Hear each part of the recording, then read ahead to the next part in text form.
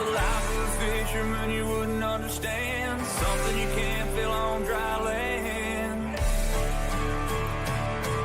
Gotta get your arms way up in a cage and set the hook on smallmouth bass, and then you'll understand.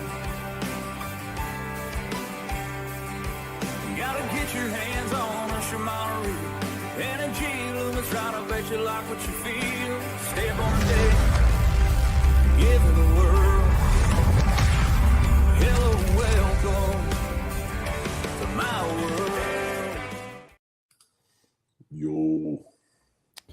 What's going on, everybody? I don't know if that intro played or not, because on my end it was frozen. It played. Sweet. My browser said no thanks. Guys, welcome to this episode of On Another Line Live. One day late. JR had the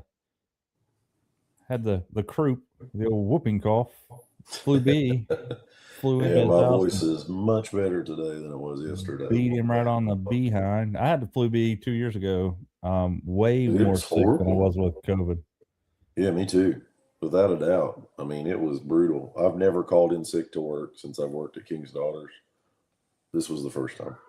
Yeah. Yep, that happens. I was uber sick when I had it. Again, that was right when I found out I got the grant for my high school, and I had to travel all the way to like Cincinnati to meet DeWine and all that stuff. And it was a pretty crazy week for me. Very sick, but luckily, knock on wood, I have had a flu shot this year and have skirted it. So I've had mine too. Daggone it. yeah. So I mean, you're obviously in and around more sick people than I am, but high school kids are pretty sickly. Yeah, I think Jack is the one that brought it home, but we're both better, and I'm thankful for that. Yep. Yeah, guys. So Bassmaster Classic week had some interesting things show up on my news feed lately. Apparently, if you want a video to go viral on TikTok, just start talking about live scope and crappie fishing, because like I posted a video yesterday, and I post the same videos on TikTok that I do anywhere else. And again, I apologize for those of you guys that see it 15 different times. But I posted it yesterday about this time, and it's got 18,000 views on it, and people are upset about that video. It's wild. But anyway, on top of that, G Loomis just released a new IMX Pro bottom contact rod series yesterday. Differences being it's obviously based on the bottom contact area of fishing, but it has the CI4 Plus reel seat that has started out in the Conquest, and then it kind of trickled down to the NRX Plus, and then we saw it in the GLX, that new GLX series, and now we have the IMX Pro bottom contact where you get that CI4, the carbon infused grip, super high end cork, just like Loomis is known for. I don't know what the price point's going to be. I'm figuring they're probably going to raise the price point because I think the GLX is like $450. I'm thinking that this is probably going to be $350, $375. I think the old IMX Pro were like $325, $350. So they're going to get that little bump of price up there. I don't know what all. I haven't really dove into it, just for the simple fact that I've got a ton of rods, and to be honest with you, I'm gonna be 100% real with you. I can't get my rep to call me back or message me back or email me back about buying stuff. So it's kind of is what it is. I'm gonna fish with what I got and see what happens. Borders had an open house last weekend. I was not there. JR was sick. He was not there. I know a lot of you guys were there. One of the things that what's up, Gary? How you doing, buddy? This past weekend was wild for me. First off, I went to the state championship with my esports team, and it was first off, if you'd have told me 10 years ago that I would be coaching a competitive video game team, I would tell you you're crazy. But it is huge right now in all scholastic sports, but it's really big in the collegiate level, which is crazy. Like in the last two events, again, my team won the regional championship 2-3 weeks ago now, and we were in Athens, Ohio, played really well, won the regional championship. Awesome. We're super proud of those boys that are all freshmen that done it. And then we moved on to the state championship, and that was this past weekend. I knew Cincinnati was a rough town. Cincinnati is weird. Matter of fact, I will never stay in Cincinnati again. I can promise you that. I will stay in Newport, or I'll drive 30 minutes to a Reds game. I'm not going to be subjective to what I was the other day. But pulled up to the hotel. Super nice hotel, by the way, just on the right outskirts. Hey there. What's up, Tyler? But just on the outskirts of UC, University of Cincinnati, which is close to the Over the Rhine district. And if you guys have never been to Cincinnati, they tell you that that's like the roughest of the rough. They've been trying to clean up the Over the Rhine district, and I think that they're going the opposite way now. They elected a new official there, and he's kind of like I don't know. I don't know if liberal's the term for it. Probably not. He's just he does things differently. But since then, again, we went up there, stayed at the hotel. I should have known, number one, when I walked up to the front door of this place. Super nice hotel, by the way. They just reopened it in August. It was totally renovated. When I walk up to the very front door, I have to wait to be buzzed in. They have to open the doors for me to get in there, which should have been red flag number one. Anyway, got all my stuff out of there. I was smart enough to clean out all the stuff in my truck before I left, just for the fact that I knew I was out of town and things are different in a lot of different towns from where I live. But anyway, go to sleep on Friday night, get back up on Saturday morning, ready for my kids to go compete, go out, look at my truck, and some no good, I'm sure highly motivated, high contributor of society, if you know what I mean, busted the side window out of my truck. And ransacked my truck. Luckily, there was nothing in there to steal. There was one GoPro underneath my back seat, but this guy had a couple things in mind, in my opinion. He busted the window out, which, by the way, I have a $70,000 truck. I have the highest end Chevrolet pickup truck that you can get at the time. It's a Chevy High Country edition. And apparently, when you knock a window out of the truck, the alarm doesn't go off, for one. Two, when you reach through the window to open my car door from the inside, the alarm doesn't go off. But the people knew, I think they knew that, to be honest with you, because every vehicle in the parking lot that was vandalized, mine wasn't the only one, was a Chevy or GMC, either truck or an SUV. Knocked the windows out, every one of them, ransacked every car. Probably had $1,000 worth of solar bat sunglasses in my console. They opened up the two glove boxes in front of the passenger seat. They were open. The console was opened up. They had moved all my sunglasses out of there and put them on the front seat, along with a big shattered pile of glass all over my truck. And they continue on. So, it was kind of wild. So I would have much rather been at Borders than get my window smashed out. But if you are going to Cincinnati, do not stay at the Comfort Inn Suites downtown. I would recommend staying as far away from that place as you can. There was what I can only kind of justify or classify as a gang fight across the street from the hotel, and there was probably 100 people involved. This was on Saturday night. It was crazy. Shoot.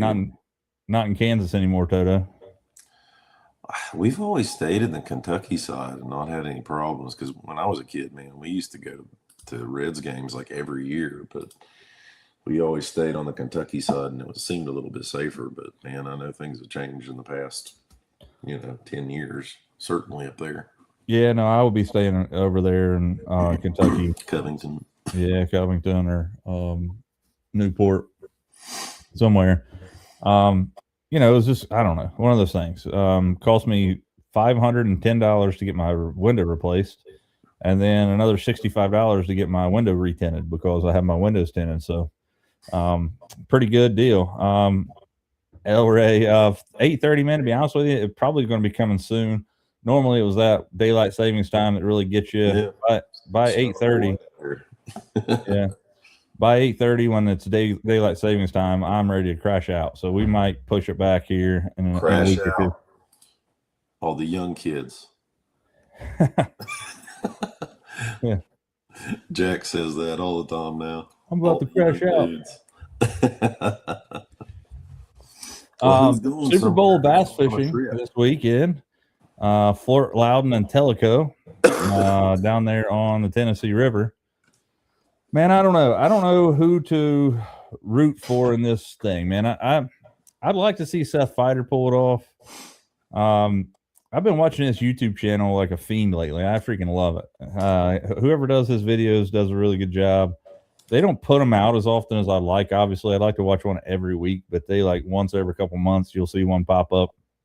But I mean, I don't know. I mean, you got a lot of good river fishermen there. I think you got to throw in Jordan Lee in that, probably the Johnston brothers, because they, they just seem to catch them everywhere. You got the young guns like McKinney. They're just, I think it can go any way. It can go any way. Trey McKinney's unreal. I think Fighter's a good pick, though. I mean, he's good on smallmouth fisheries, from his Minnesota heritage, and then he's obviously really good at flipping for largemouth too. So I don't know. I like the guy. He's fun to watch, and he's just kind of a positive dude. And then of course there's always our buddy Matt Robertson. You can't help but cheer for him because he's hilarious. Robertson's not in the Classic. Oh, that is right. I watched that thing, the saying that he didn't make it in. That sucks, man. Let's see. Carl's going to Alabama. I like that. That's right. We'll talk about that in just a second when I can see. So let's see here. Trey Schroeder is in it. Let's see. Brian New, Wesley Gore, Jay Securit, Alex Redwine, who's an Ohio boy, Caleb Hudson, Fighter, Noah Winslow, Paul Marks, Trip Berlinski, Austin Felix, Rob Downey, Caleb Kufal, Cody Meyer, Shane LaHue, Bryant Smith, JT Tompkins, Will Davis Jr., Tyler Williams, Pat Schlapper, Wes Logan, Chris Miller, Lee Livesey, Kyle Norsetter, Brian Schmidt, Fisher Anaya, Dakota Ebear, Laker Howe, Justin Adkins, Cooper Gallant, Jordan Lee, Dylan Nutt, Chase Clark, Yui Aoki, I hope I pronounced his name right, Patrick Walters, Brandon Lester, Kyle Welcher, Corey Johnston, Logan Parks, Takumi Ito, Tucker Smith, Casey Scanlon, Brock Mosley, Trey McKinney, Emil Wagner, Andrew Loberg, Drew Cook, Nick Trim, Bill Lowen, Ohio/Kentucky guy, Chris Johnston, John Cox, and last but not least, Brandon Pollinek. Dang, it's a lot of people. But I don't know. River fishing's tough. Yeah, no, I'm not. This is the first Classic in the last several years that I'm not going to go to. Actually, I didn't go to last year's Classic either, but I normally make a trip down there, one, to see some buddies that I have there that are always there, but two, just to see what's going on with the sport and check out the the Classic Releases. Expo. But I will tell you, in the last 10 years, the expos changed, man. You used to be able to get so much free stuff at expos. Like, I'm talking like truckloads of stuff. Like, you wouldn't even have to ask for them. You just walk by and they would throw like 4 or 5 bags of baits in a bucket that you were carrying. Now it is like everything's under lock and key, which I get. Inflation's through the roof. Everything's stupid expensive. Talking about, glide baits that are hundreds of dollars, if not more. Dice baits are obviously going to be the thing this year. I think this is the year of the dice bait. You know, you're going to see a lot of mom and pop stores popping them out everywhere, including on another line. We're going to have our own. I'm not going to be selling them because they just take too long and too crazy to make. But I do have a mold made up for a fuzzy dice, similar to the Quickie. And I've heard people mispronounce that name 75,000 different ways, and I couldn't tell you how to pronounce it, but I'm just going with a Quickie.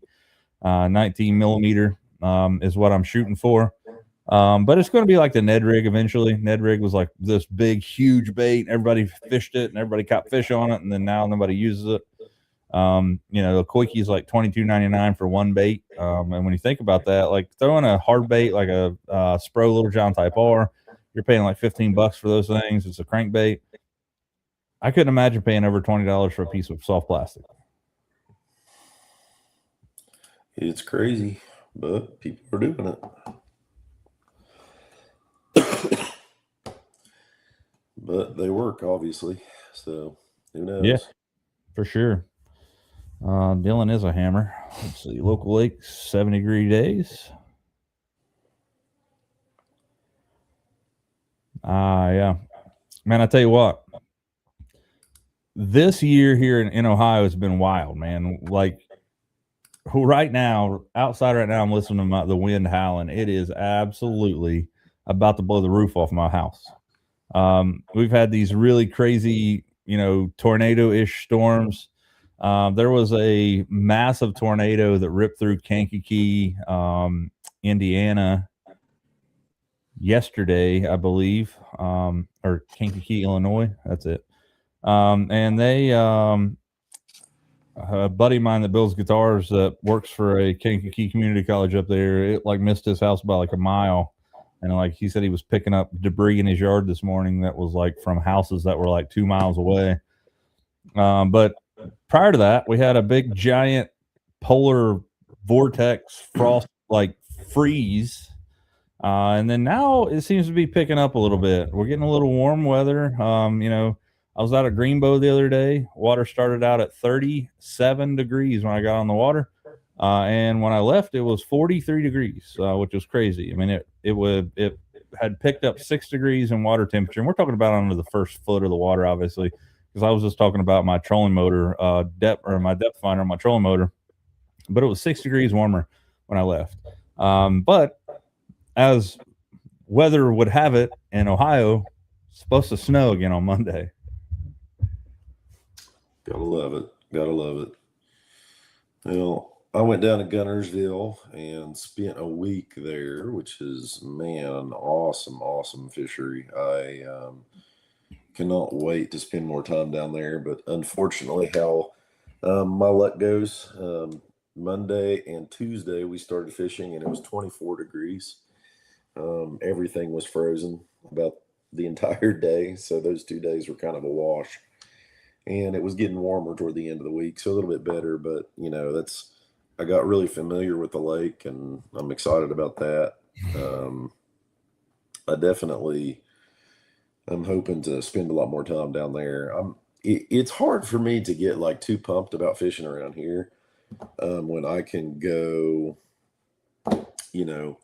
to Gunnersville in 7 hours, Chick, Nickajack, Cumberland, Dale Hollow in, anywhere between 3 and 5 hours. So it makes it a little bit tricky for me. Hopefully we'll have some more luck around here this year. I just feel like it is just so beat to death. It makes it not even fun, especially on such small fisheries. Yeah. Let's see here.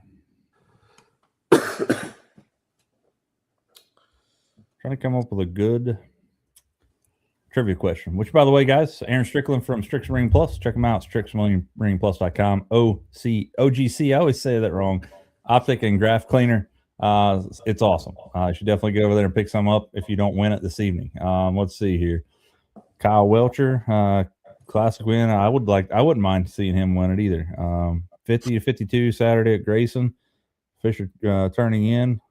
going on, Ed? How we doing, buddy? Let's see here.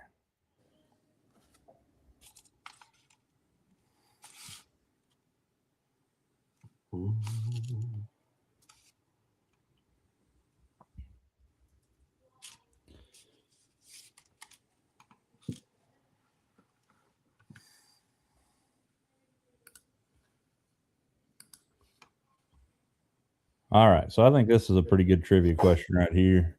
No Google. Please don't Google it because it would be easy to Google. Let me see here. Let me create this thing.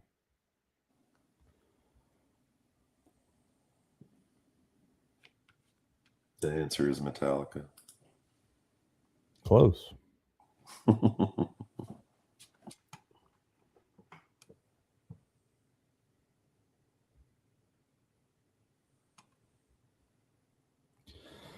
What angler became the first competitor to win Bassmaster Classics in 2 consecutive years? Hank Cherry. The first one. Jordan Lee.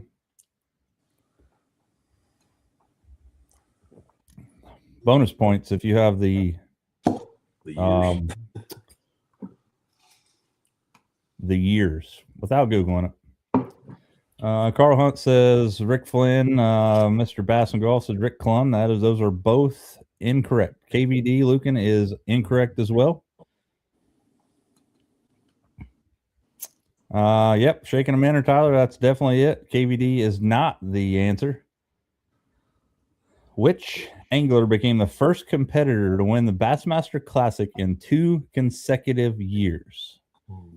It is not. It's not Rick Flynn. It's not Rick Clunn. It's not KVD. Martin. It's not Roland Martin. Tyler, I figured that "Shaking a Minor" song would go viral, but it did not. Like, one guy said, "Don't quit your day job." I was like, okay, it's for fun. This is for funsies. Bobby Murray is not the correct answer.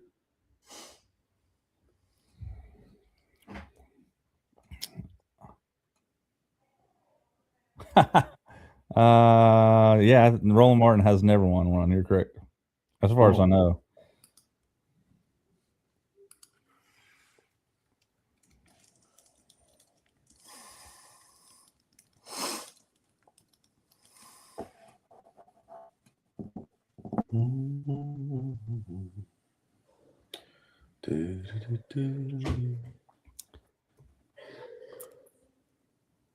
We have a winner. Carl Hunt. Hank Parker, 1979 and 80. Oh, we have Gary Timberlake coming in there on that correct answer a little late.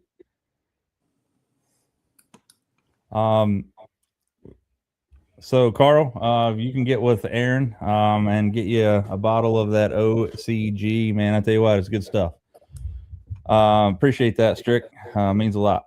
Always supporting the show. Definitely means a lot. There's a few of you guys out there that are consistently watching the show. Carl Hunt, Gary Timberlake, all you guys. Fred Redfern, I see you there in the comments now.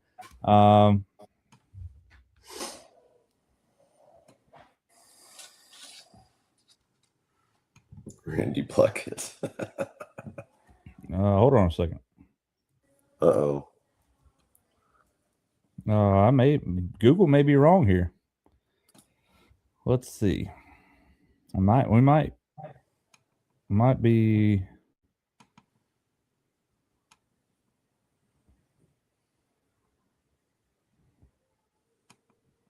It was Rick Clunn is actually the right answer. So Google, don't trust anything you see. So here's what we'll do. I'll pay for one bottle, and we'll give it to the first one that says Rick Clunn. That was Mr. Bass and Golf. So I will if you give me let's see. I'm trying to think how the best way to do this is.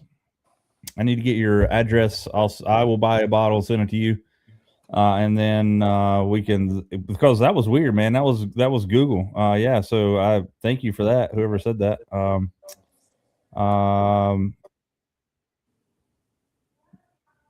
Let's see. Yep, it actually was, guys. It was my fault. Google was wrong. Actually wasn't Google. It's ChatGPT. I just said come up with a Bassmaster Classic trivia question, and it's wrong. Which, I mean, it's. Let's see. First angler, yeah, because that's not true. It is. It was according to Bassmaster.com. It was 1976, 1977. So thank you for pointing that out. So again, we will give away 2 bottles. I'll pay for one. Yeah, that's for sure. Right. Let's see. Oh, wait a minute. Let's see here. Who had it first? Maybe it wasn't. Maybe it was. Let's see.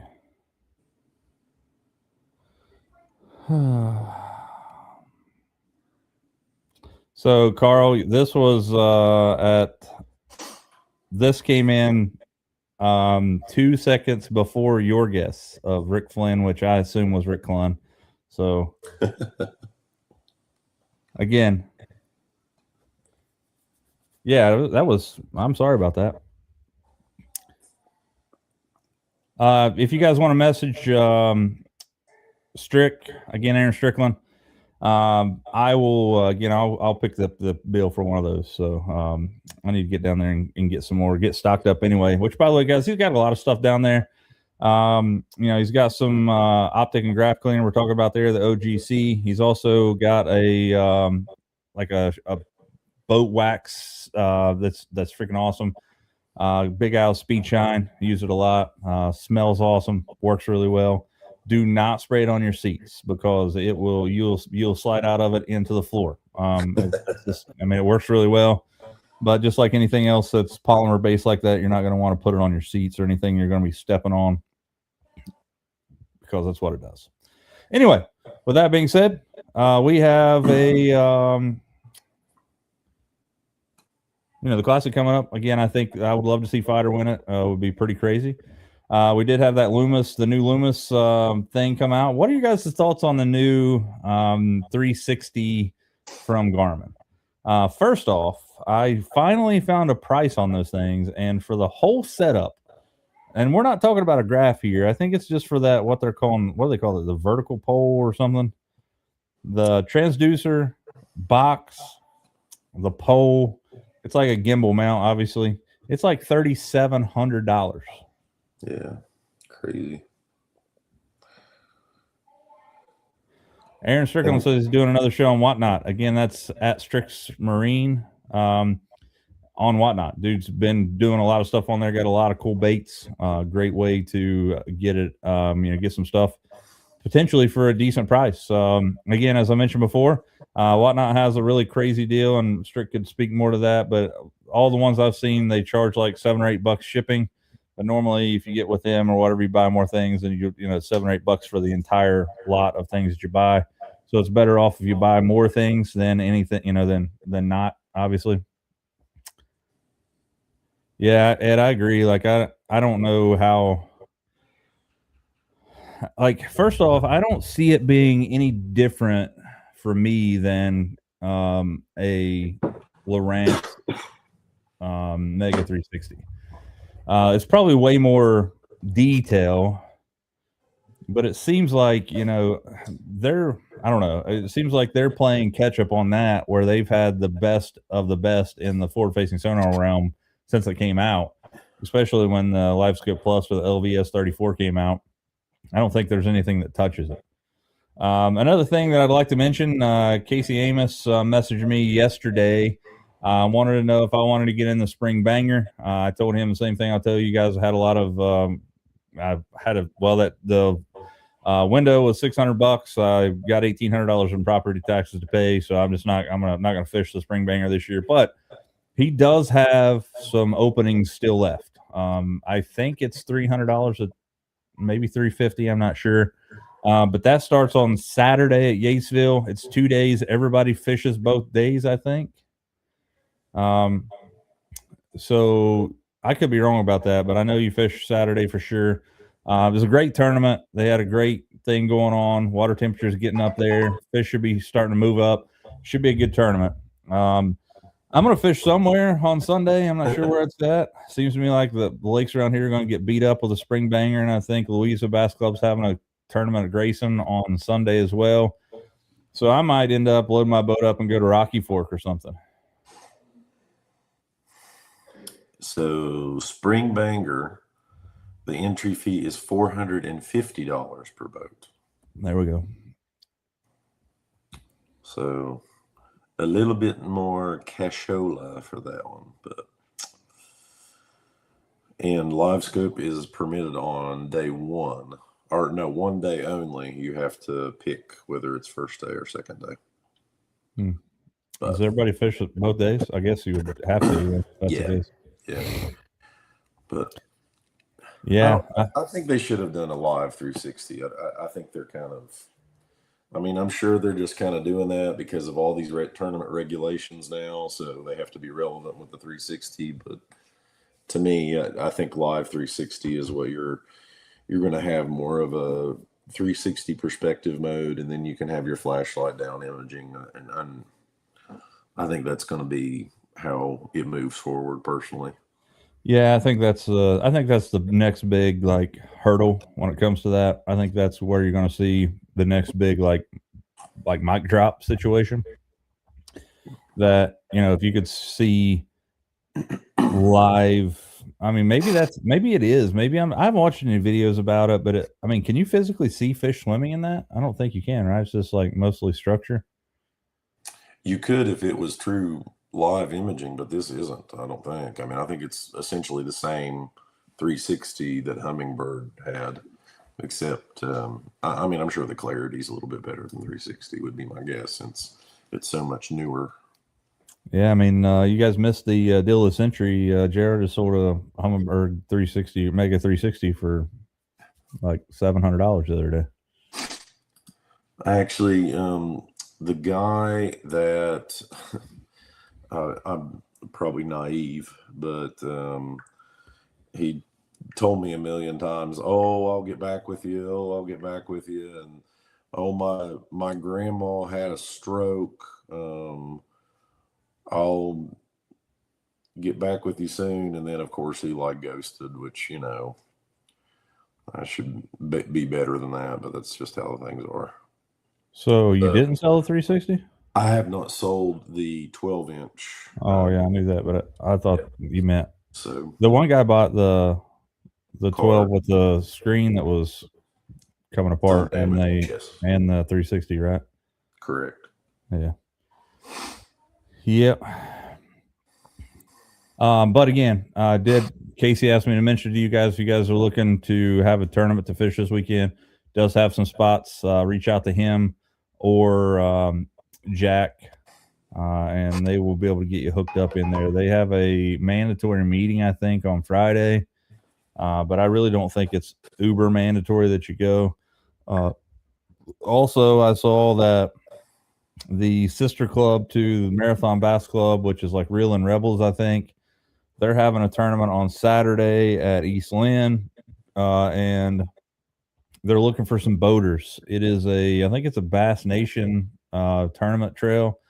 You, as a boater, go out there, you draw a co-angler, you fish for the day, and I think it's fairly cheap for you because they're looking for some boaters. Like, I think it's just like $30 for you to fish it. Don't hold me to that, but I'm pretty sure that's what I saw.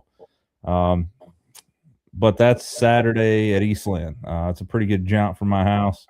If Misty and I could fish it together, that's one of her favorite lakes. We'd probably go out there and fish it. But where they draw for co-anglers and stuff, that would never happen. So don't know. I mean, that's still an option. Maybe, who knows? I've never fished East Lynn. Still, man, it's fun to fish, but I've just not been out there enough to know. I've heard it's kind of dangerous if you get up towards the camp and stuff. There's stumps and things, and I don't know if it's on my graph card or not. Does anybody know if it's on the Humminbird Lake Master card? East Lynn, that is.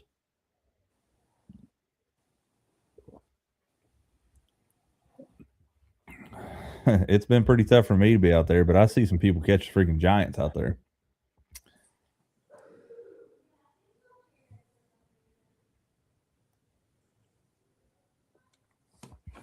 if we were to put that on there or not. But yeah, I mean, it seems like that has to be where it goes. Like the new, like it has to go live 360, where it just it's just combining the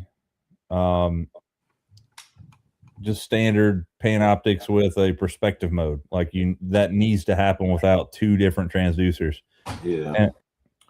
Well, if you think about it, I mean, and this is me going with what I use sometimes in my medical world, is when you have two different fields like that, when you can do perspective and you can get the down imaging together, it actually can come together to make a 3D image.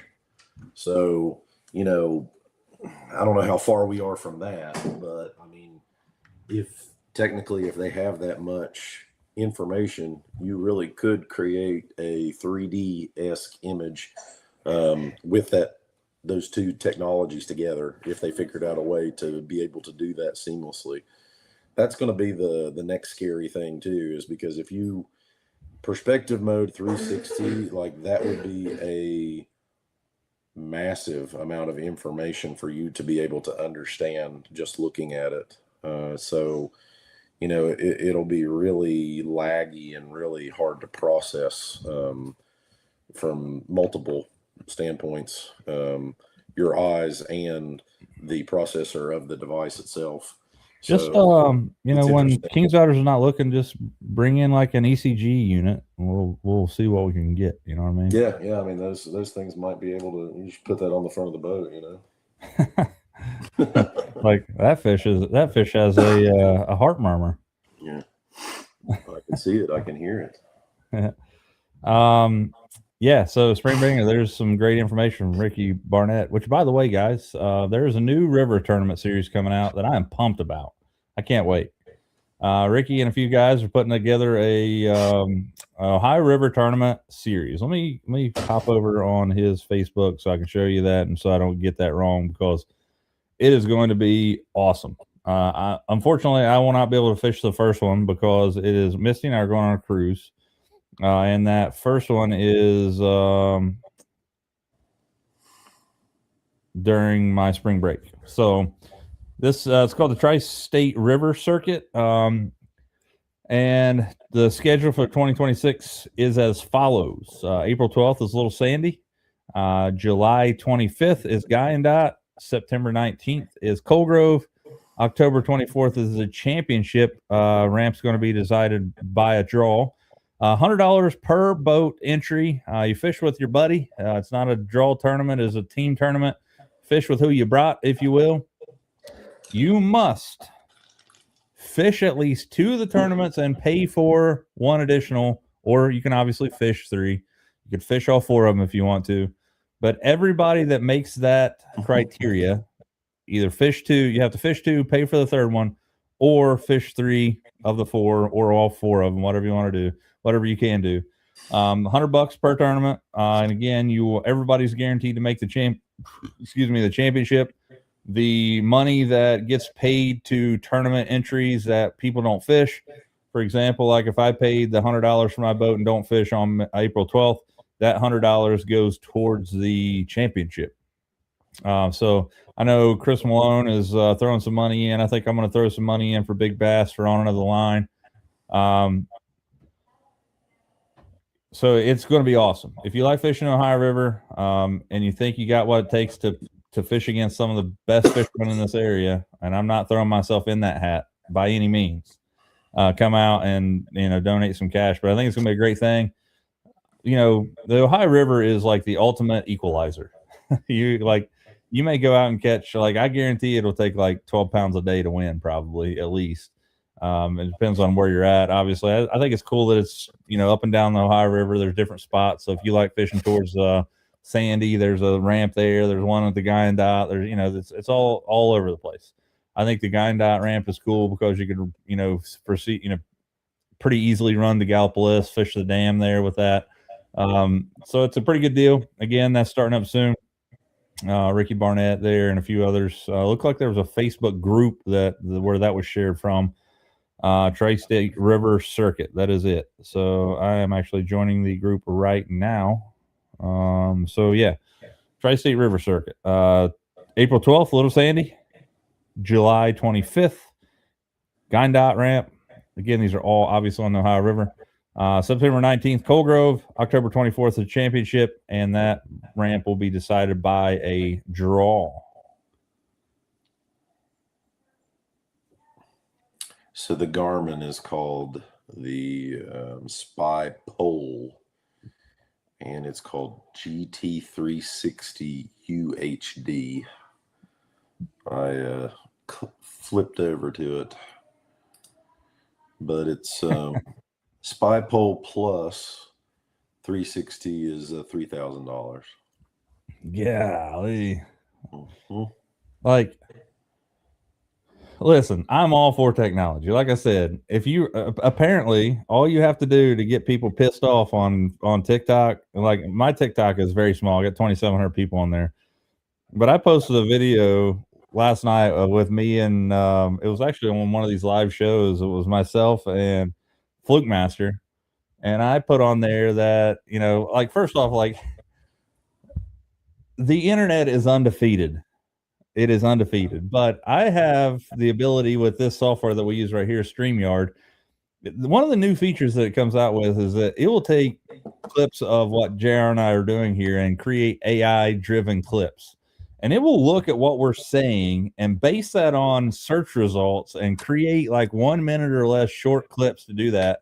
And that clip right there, one of the tags on top of it said Uber viral. I was like, let's see what happens. So I posted it, and boy, was it ever. Like, but I just said that I think LiveScope will be banned eventually for crappie fishing. I was like, you pull up on a tree with 1,000 fish, if you sit there long enough, you can catch all 1,000 of them. Dude, talking about pissing people off. Holy crap, man. People are like, you have no idea what you're talking about. Crappie stop biting when they're, I was like, I think you're missing a point here, folks. Like, I know one thing, when I went out crappie fishing when I was a kid, we might catch 4 or 5, or we might get lucky and catch a limit. But there's never been a day where I could go out. If I went out and just strictly crappie fishing, and I did it like I did when I was a kid, I had a bucket of crappie minnows in my boat, I guarantee I can catch my limit in like 20 minutes, no matter what lake I'm on. Pull up on any tree. Now, could you catch all 2,000 of them that are on that tree if there's that many? Probably not. But you know, it makes things easier. And again, I love technology. I'm a technology teacher, so I have LiveScope on my boat. You know, if they come out with a true live 360, then I'm in. You know, I will buy it if it's not $10,000.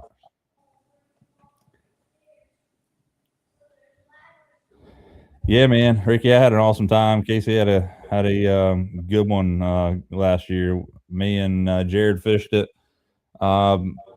I caught one about 4.5 pounds. Anytime you can do that, it's a great day. The second day on Sunday, wind was ripping. Jared was throwing a chatterbait, hooks of fish, and I was like, it was slow all day. He's like, I don't think it's that big. I was like, you need a net? And he's like, it's pretty big. I think it's pretty big. I was like, do you need a net? He's like, nah. He's like, he said something like, yeah, I probably need a net. I was like, you don't need a net. And about that time it jumped. It was like close to a 5-pounder. I was like, yeah, you probably need a net. So I netted it for him, but we didn't come close. We didn't have a sniff of winning that thing. We didn't have anything close. If I remember right, wasn't let's see, who ended up winning that thing last year? Somebody I knew.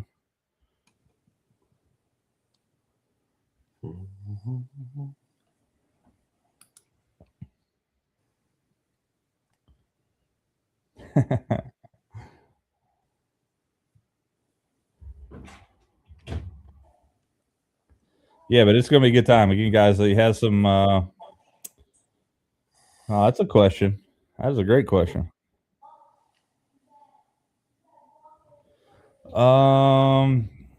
Man, Fort Loudon, Tellico. I don't really know those fisheries well enough. I just assume it's smaller stuff and river fishing style, so it makes me want to say Scoper. Isn't that where Jacobson won? No, Fort Loudon and Tellico. The last one I was there was when Ott Defoe won it, right before they split. He did win it there because they said hometown kind of thing, but well, he is definitely not a Scoper.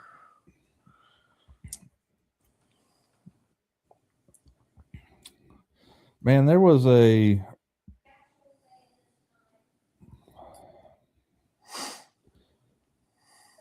I'm trying to I think his name is Robert Hamilton. There is a yeah, his name is Robert Hamilton. He won the Bassmaster Classic at Lake Logan Martin in Alabama in 1992. But there is a documentary about that guy on YouTube, and I think it's the only place you can find it. But oh my God, is it good? Like, it is so good. Like, this dude like had a heck of a life. Like, he won the classic, obviously, but he like was addicted to painkillers because he was like he had like back surgery, and then he like was like traveling all over the country because of it, and it like wrecked his back, and like he got to the point where he could like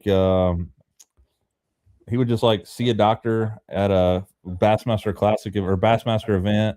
Then he would just like he would pull his shirt up, and like I guess he had a scar from like one end of his spine to the other. Like he must have massive spine surgery when it messed him up. But he was just getting like he got screwed over a bunch. Like I think it was Ranger Bass Boats. They were supposed to give him a spot like selling bass boats, and they ended up throwing him in a service truck and sent him all over the country, and it was crazy. Let's see. So Hank Cherry won it back to back, obviously. Gustafson won it at well,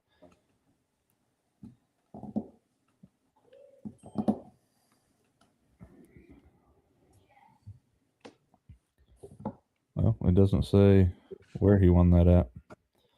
Hamner was in 24. And then Ray Roberts was last year when Fothergill won it. Ray Bob.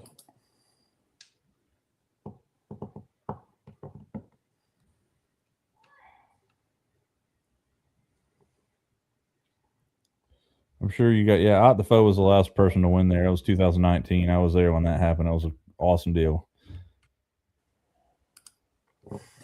Yeah, I'd like to go down to it too, just especially since it's only like 3 or 4 hours away. It's just That's right, Cody Hall won that thing. Yeah, I mean, like I said, I don't know. I mean, I think if you find bigger smallmouth, they seem to weigh similarly, a little bit more heavy, especially on river tournaments. I think you're right on Gussie there, because I know they just switch back and forth, but it doesn't show where Gussie won it at on this thing. It just says where he's from. And it actually doesn't even show. I think they have it wrong on here. I mean, we already found out one thing that's wrong on the internet tonight, but it says Gustafson. It just says Kenora, Ontario, Canada. That's where he's from, but it doesn't show where he won it at. But I think you're right, because there's been a classic there since then. But I'm pretty sure. So back to the scoping versus non-scoping. He was using downscan and was actually hover strolling a minnow and catching fish. Like he was like live scoping without the scope.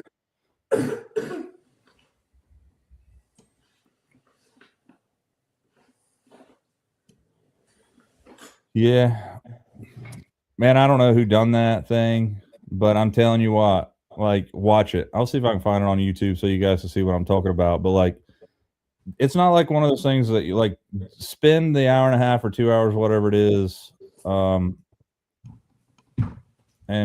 sit down and watch it.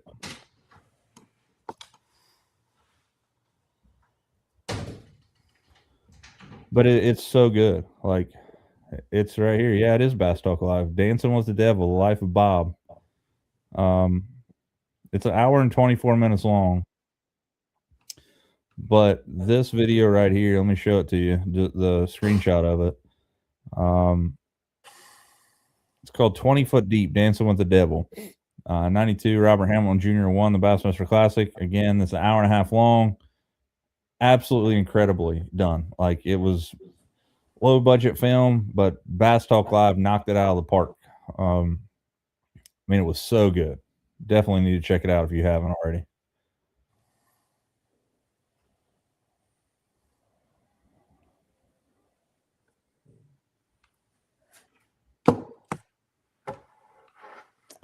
Yeah, I haven't heard anything about Dual Threat other than the fact that, first off, I feel so bad for the guys that won those tournaments. Even the guys who placed in there, but the Messer boys winning the first one, thinking they're going to get $100,000. I mean, it would be literally like winning the lottery that you had to have skill to do. I'm not saying that they won the lottery by just getting lucky. I'm just saying, like, it'd be like having $50,000 a piece just ripped out of your hands. But Fisher and I won one of them. There were several people that were, like even back to like 40th place, they were paying like $7,000 back supposedly. And I saw the other day that some firm, which all the letters didn't come with return addresses, obviously, basically saying that they had a bunch of funding that was supposed to be backed up and they all backed out, which was all bull BS. But they sent letters to everybody basically saying that Dual Threat Fishing was no more and they dissolved the company, all this other stuff. Yeah, there'll be a lot of lawsuits with that. Well, I mean, if you can find the guy to sue him, Yeah. he'll come around. Somebody will find him.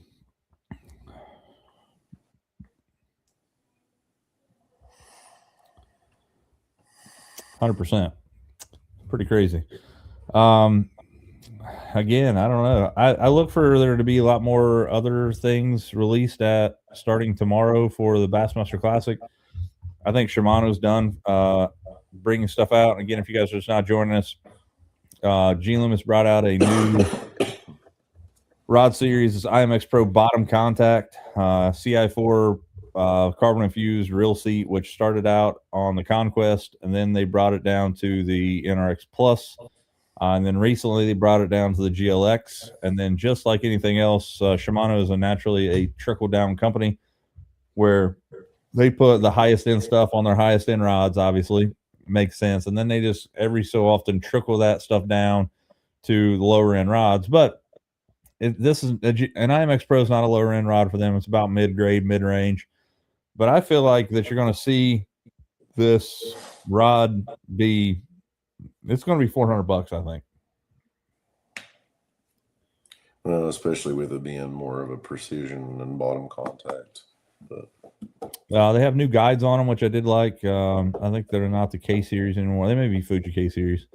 But really quick, this episode brought to you by Hannah Sublett, insurance broker, protecting your health, securing your future. 740-456-7944. And I was just told by my trusty assistant, Misty, in there in the other room that today is Hannah Sublett's birthday. So not only could you make her day by wishing her happy birthday, you could also, give her a birthday present by buying some insurance off from her. Again, she sells health and life insurance, can sell in Kentucky, Ohio, West Virginia. You don't have to be physically located here within our area. You can give her a call. She will try to hook you up. And again, I say this every episode, but she saved my buddy $800 a month. Not one, not $800 a month. My buddy had a horrific accident a couple years ago, lost one of his limbs in a terrible barge accident. He was paying out the rear end for health and life insurance. She got him covered with more coverage for $800 less a month. That is big time in anybody's book. So big time. IMX Pro cranking rods, that would be all right. There it is, Alkanite. That's them, the Alkanite. New guides, so going to have a little different feel to them. There's two different people in this world. There's two different camps. There's people that love the titanium recoil guides that are on NRX Plus, and then there's people that hate them. I'm in the boat of they are absolutely phenomenal. I freaking love them. I don't try to initially, obviously, on purpose, but I step on my rods sometimes with those recoil guides. They just bend right back into place without you having to bend them. Any kind of metal that you bend back and forth is going to get brittle and fail on you. Those recoil guides are awesome. You hear a whole lot of people saying, oh, they're loud. Line goes through them. They make a different sound. I will say that's probably true, but the benefits far outweigh the negatives for me.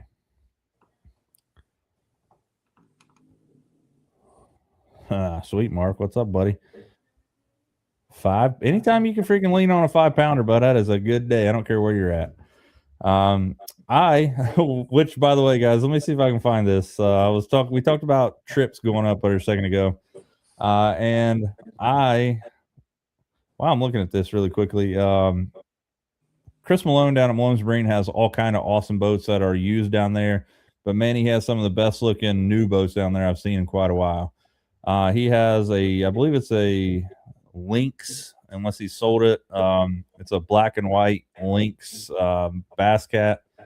I've never been a real big Bass Cat fan. I like them. I know a lot of them are really fast, but man, they are way expensive. But man, he had one down there the other day that absolutely, like, it blew my mind. I was like, that is freaking sweet.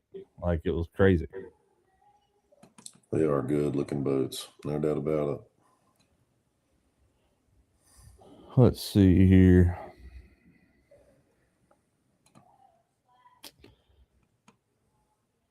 Yeah. All right. I'm opening this thing up. Let me share my screen here with you guys. You guys are probably maybe you are aware, but here in a couple months, when I get out of school in the first couple weeks in June, I'm taking off on the trip 2026. As most of you guys know, I have a goal to catch a largemouth, smallmouth, or spotted bass in every state in the United States. Again, recently I've come to the determination that there are no bass in Alaska, which, man, Alaska is absolutely giant. If you're telling me that there's not one single lake or pond that has a largemouth or smallmouth or a spotted bass in it, I would almost say that you're an absolute liar. But I've yet to find a lake that has them. Most of the time they're salmon or trout fishing and all that other stuff, but I'm looking for one largemouth, smallmouth, spotted bass in all states that I can. I figured Hawaii would be the hardest one, but they had, you guys brought it to my attention. They had a lot of the Redman series there, so there's definitely an opportunity to catch a black bass species there. But I'm headed out either by myself or Dusty may be going with me for a while too. But I'm going on the trip 2026 here very soon. And just to give you guys an idea, you guys could see here on the screen, this is half of the trip. The other half of the trip will be coming home, obviously.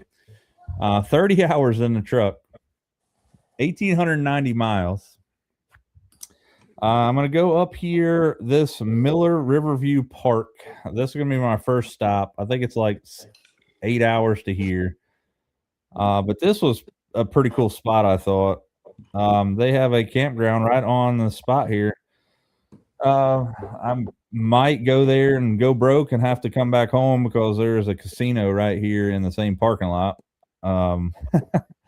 But I chose this spot here in the Mississippi River because I want to have the easiest way to catch fish. I'm not a purist, guys. I will catch fish in water that just borders the lake. Like the water has to be in the state, but I am not a purist where it has to be like landlocked in that state. So I can go here, I can catch a fish in Iowa, Wisconsin, and then I could come back down here, wherever I'm at. So that gives me there. So that would be actually Illinois. So it's right there on the, where they all come together. So I could do Illinois, Wisconsin, and Iowa there. And then I'm headed up to the land of the giants, Mille Lacs Lake. I'm going to be staying most of the trip here. Just for the simple fact is that, Minnesota is the land of 10,000 lakes. You can see all the lakes that are around Mille Lacs. There's a pile. Mille Lacs is, land of the giants, freaking huge. Giant smallmouth. So I'll be fishing most of the time there, probably spend a week or more at Mille Lacs. And then I'm headed over here to North Dakota at this little lake here, Lake Ashtabula.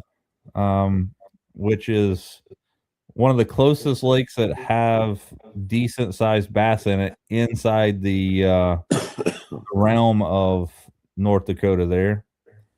Then I'm headed down to South Dakota here, and I'm going to be staying on the South Dakota Kansas border here fishing this river system here, the Missouri River, trying to check those two off. Nebraska and South Dakota. My apologies. And then I'll be coming down here to check out something that will then check off the last state of the trip, and that will be Kansas. So at that point, I'll have practically everything from here over checked off. Florida is not checked off yet. Misty and I are going here in a couple weeks. I have a day before we leave for the trip, before the cruise. I might take my my travel Zodius ride down there with me, see if I can't check that off while I'm down there, because that would be sweet. Knock off another. But up here in the Northeast, Maine, Vermont, New Hampshire, those three I have yet to check off. And then Delaware. I've checked off all other states all the way over here, and I will have eventually. By the end of this year, I'll have North Dakota, South Dakota, Nebraska, Kansas, Oklahoma, Texas, Louisiana, Arkansas, Missouri, Iowa, Minnesota, Wisconsin, Illinois, Indiana, Kentucky, Tennessee, Mississippi, Alabama, Georgia, South Carolina, North Carolina, Virginia, West Virginia, Pennsylvania, Maryland, New York, Vermont. Actually, I have Vermont checked off. I have Vermont. I hit Vermont when we were up there for the Toyota Series. New Hampshire, Massachusetts, and Rhode Island. Rhode Island, Massachusetts. Let's see. I've checked off Connecticut, Massachusetts, Vermont, New York. So it would be Rhode Island, New Hampshire, Maine up there, and then Florida down here.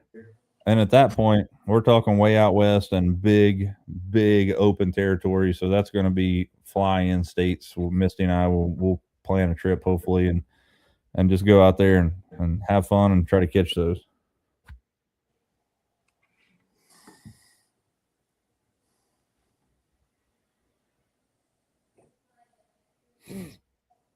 Rob wants us to put on a bet.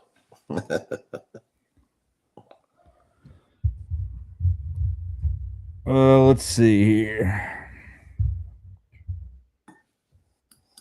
Man, to be honest with you, I can't catch big fish anymore. I don't know what it is. Like I caught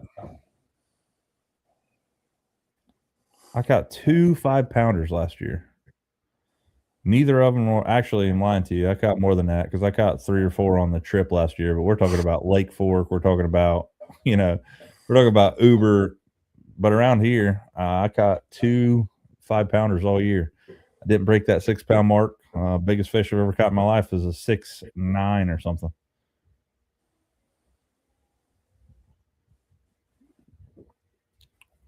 Yeah, Ed, I was the one there that I was talking about for Vermont. I was in not the St. Lawrence River, but I was at Champlain.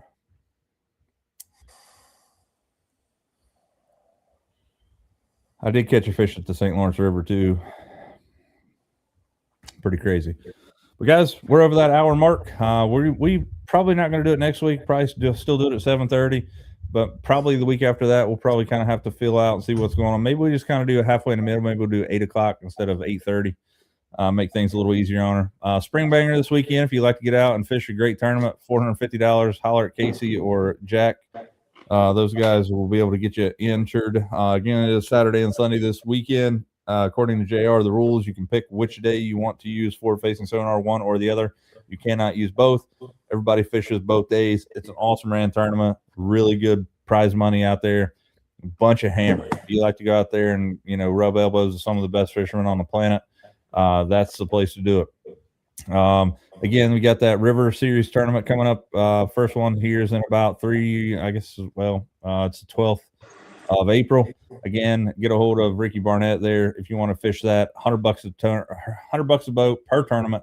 You have to at least fish 2 and pay for a third, or fish 3, fish 4, whatever you want to do. But in order to make the classic or the championship, you have to fish 2 and pay for a third. Everybody makes the championship. It's going to be a really cool deal.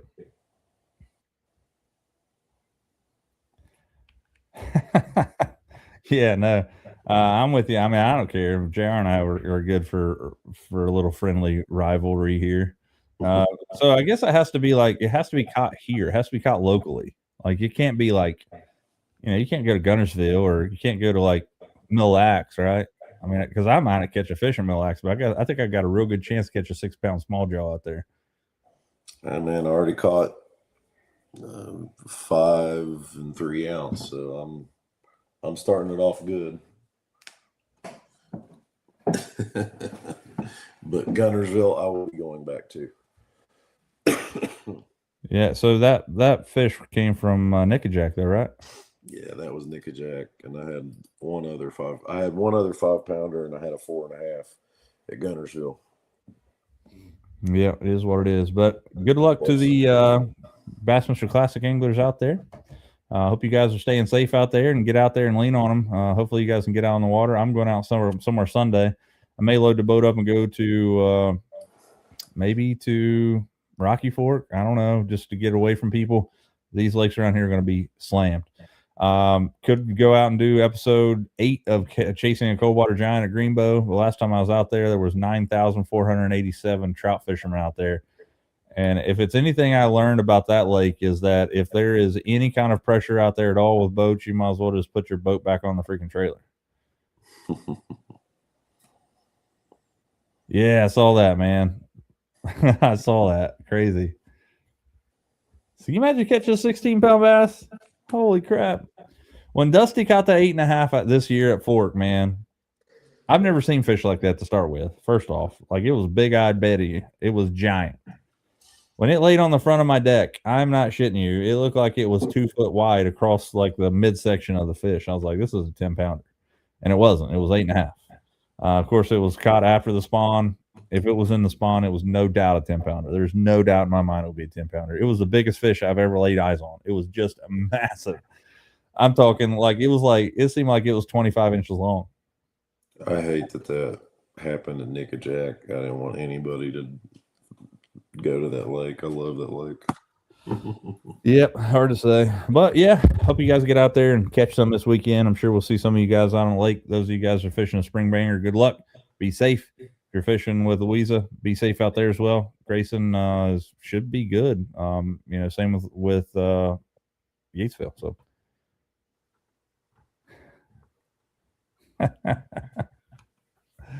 that sucks. Well, that's good, I guess. They played the United States last night, right? Mexico. Italy beat the United States. Good times. Anyway, guys, you guys know the routine. If you guys can, get out there and lean on them. We'll see you next time on Another Line. Thank you for tuning in to this episode of On Another Line Live. We truly appreciate your support, and we couldn't do it without all the amazing folks at home watching week after week. A big thank you goes out to our sponsors, who help make this show possible. Malone's Marine, Borders Sporting Goods, Solar Bat Sunglasses, Picasso Lures, Shimano, and Columbia Sportswear. Their partnership allows us to keep bringing you the content you love. We'll see you next time on Another Line. Until then, get out there and lean on them.